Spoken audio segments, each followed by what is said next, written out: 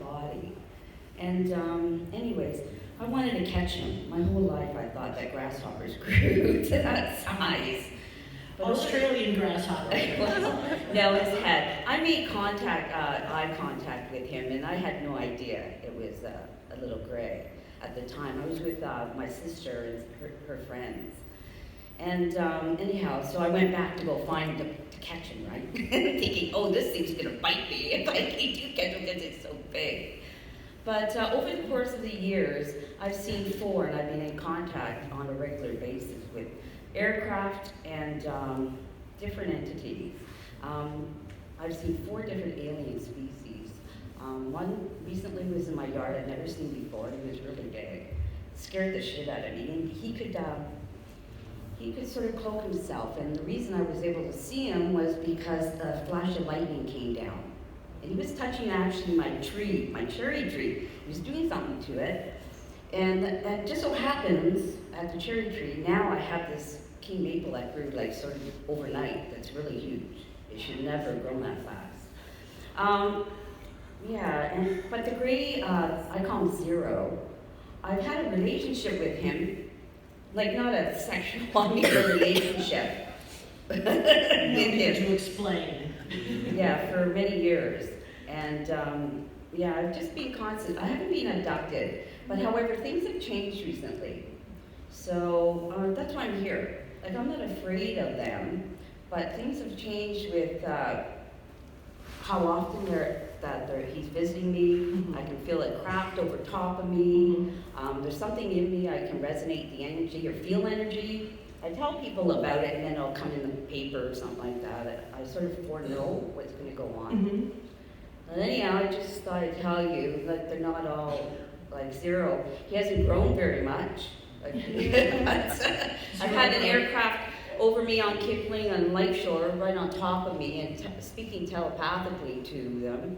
It told me, I'm not interested in going up there, Mm-hmm. right? I've had orbs in my hand. And really, I also died and came back, but I was dead for 9 hours, so there's a lot of stuff going on with me. So it also, being dead for so long and coming back, it gives me experiences of, the creator and tying these two together Mm-hmm. as them being a creation.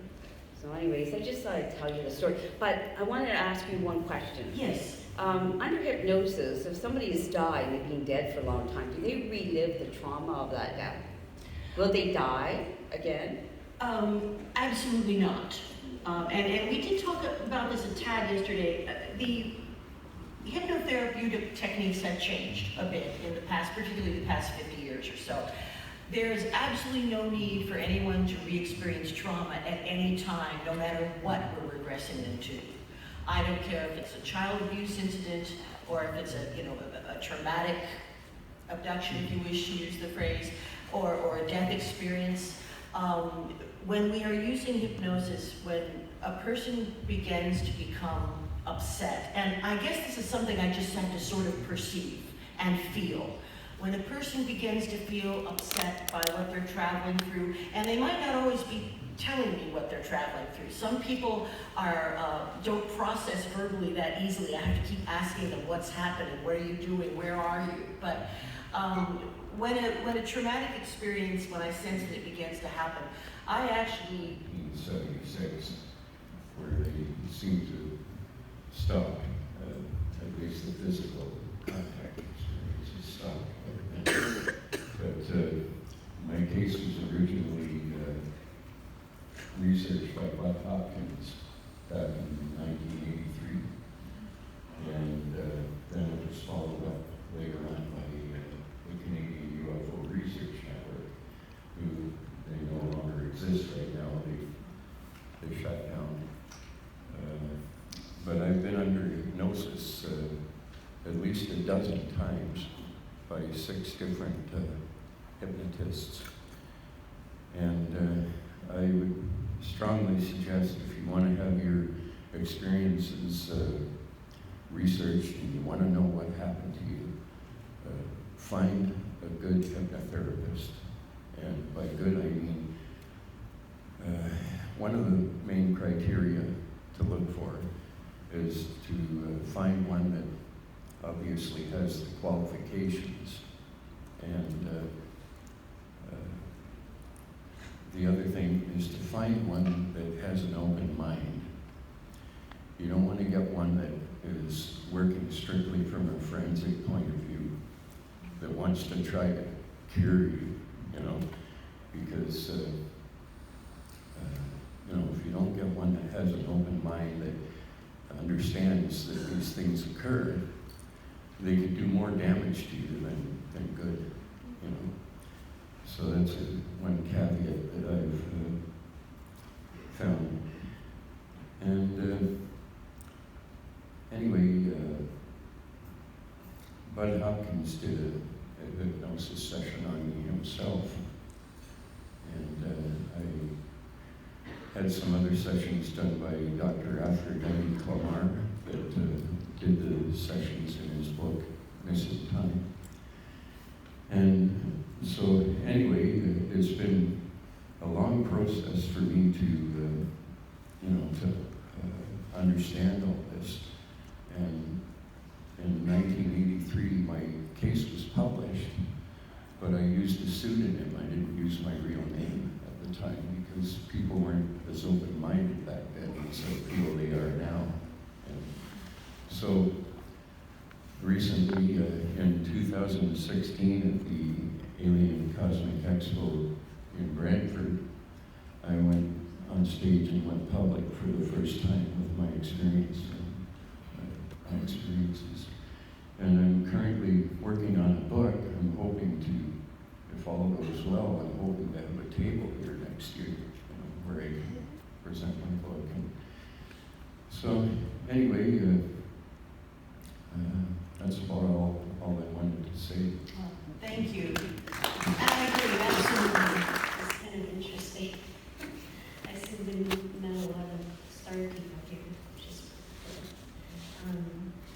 But ever since I was little, like 4 years old, I remember channeling beings and freaking out my parents who adopted me because they were Catholic. At 4 years old, I was channeling in a prayer circle. And then I remember one time some being gave me a glass of water, and then I woke up, and there was blood everywhere. I had a really bad nosebleed, but there was somebody in the room, and I don't know what they did. And then there's one time I seen these little black aliens, I guess. They're completely black. I tried looking them up online, but I can't find who those would be.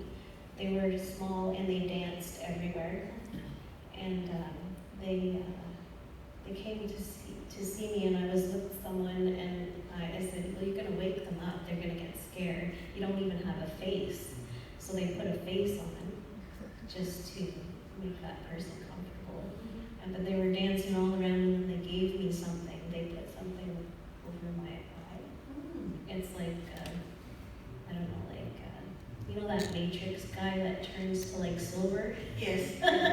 It's like that, but it goes over here. And it's all different lines, like, almost like Morse code or something. And they told me that that's there to use later when it's time to use it, and I wouldn't know what it's for. So anyways, I tried looking them up, and I found one story in Native culture that they, about these dark beings that dance around, so I think it was those, but I don't know who they are, but I know. Well, I have heard, you know, in all these regressions I've done over the years, I have heard before about tiny dark colored beings that dance. So it may not be as far out as you think.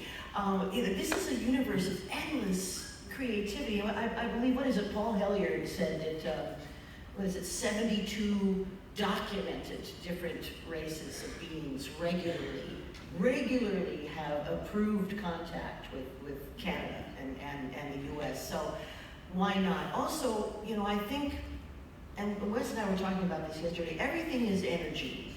And, you know, so when we try to dissect these phylums of beings, You know, maybe they cross into more than one phylum. Maybe these are kind of like nature spirits. Maybe they're elementals. Maybe they're elementals who can also move freely into other dimensions. The universe is endlessly creative, and I have no doubt that you experienced what you said you experienced, and I have heard other accounts of those beings. The dancing part you don't forget. You know, I mean, really, you know. Wes, have any of your... And for a week, and I was coming out from the cottage to go down to the lake, which was a couple of 100 yards away, and just looking up in the sky, and I saw an orb, a white orb, which I initially thought was a satellite. Because I've seen satellites before, but I realized the orb's way too low to be a satellite. Plus, it didn't shine like a satellite shines, and it was, like I said, quite low. So I'm looking at it, kind of going through my mind, what is that? It's not a helicopter, it's not a balloon, it's not, you know, kind of going through each set of things. It's not an airplane, it's quiet. And then I looked below it, I saw another one, about, I don't know, 700 yards down. It's about a kilometer away. And it was fairly large, I would say about the size of an SUV or something like that, both of them. And they're just quietly floating along. The sun was setting over there, quietly floating along this way. Called up my wife, and she came out to look at them. And she says, what is it? And I started going through the list again. It says, it's not a balloon, it's not a helicopter, it's not, you know, not all these different things I'm going through. And so she says, what do you think it is? I said, well, it looks like a UFO of some sort. And we're watching both of them go along. And then in open space, there's a lot of space here where we're watching. The forests are back there. They both winked out at the same time. So that was quite a thing to see. Interesting thing about seeing that, I completely forgot about it. My wife and I completely forgot about it for like 7 years. Never talked about it again until I saw something on YouTube about white orbs, and it came back to me, which is really bizarre. How could you forget about something when you see something that unique, right? Talking about what I felt yesterday, everybody got up and talked about their experience just like I did here in the first one. And you basically listen to it, you know, calmly listen to what the person's saying. I'm starting to get emotional again. Carl Dory got up and started talking about his experience, and I'm listening to him. And about halfway through his experience, I started to cry. I started to get really, really emotional. And I'm thinking to myself, what's going on? Why are you crying? He's not saying anything that should be bothering you. And I couldn't calm down. I just couldn't. Luckily, he sat right in front of me. And I talked to him a little bit about it later, but we talked about how you get a signal or a memory. He triggered something in me. I don't know what it is, but something he said really, really bothers me.